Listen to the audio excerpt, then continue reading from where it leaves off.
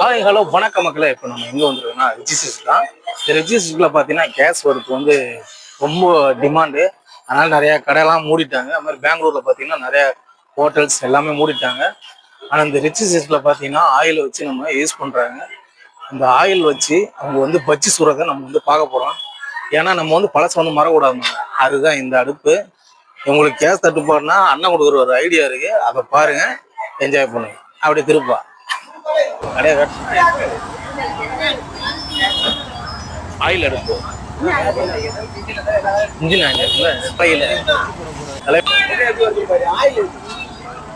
Oil வச்சு போறா தலைவா. இது பிரெட்டு வச்சு போறான்.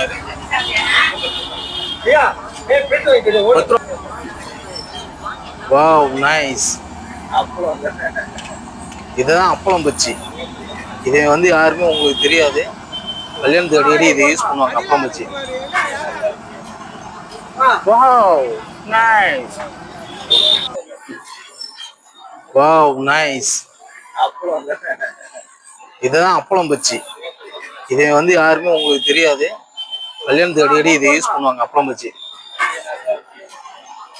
Wow nice. சட்னியோட நல்லா இருக்கு.